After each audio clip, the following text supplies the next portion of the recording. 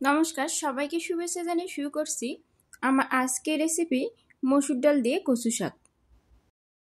প্রথমে আমি একটা কড়াইয়ে তেল দিয়ে হালকা গরম হলে এতে পেঁয়াজ কুচি, রসুন কুচি ও মরিচ ফালি দিয়ে দিচ্ছি। এখানে আমি 12টা কাঁচামরিচ দিয়েছি। কাঁচামরিচ বেশি করে দিতে হবে, না হলে কচু মুখে ধরতে পারে। একটা তেজপাতা দিয়ে নেড়ে চেড়ে নিব।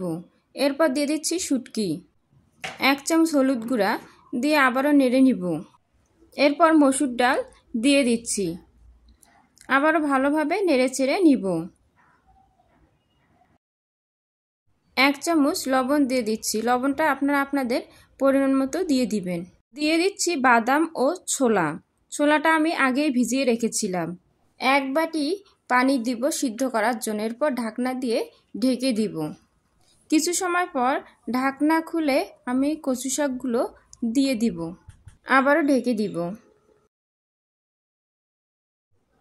এরপর কচু শাকগুলো ভালোভাবে নেড়েচেড়ে নিব।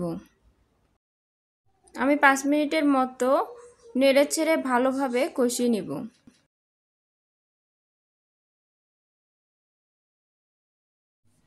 ধনেপাতা কুচি দিয়ে আবারও নেড়েচেড়ে নিব। আবারও জিরা গুঁড়া দিয়ে দিচ্ছি। আমি এখানে 1 চামচের মতো জিরা গুঁড়া দিয়েছি। হয়ে গেলে নামিয়ে পরিবেশন করব। রেসিপিটি ভালো লাগলে অবশ্যই লাইক শেয়ার দিয়ে পাশেই থাকবেন। Thanks for watching.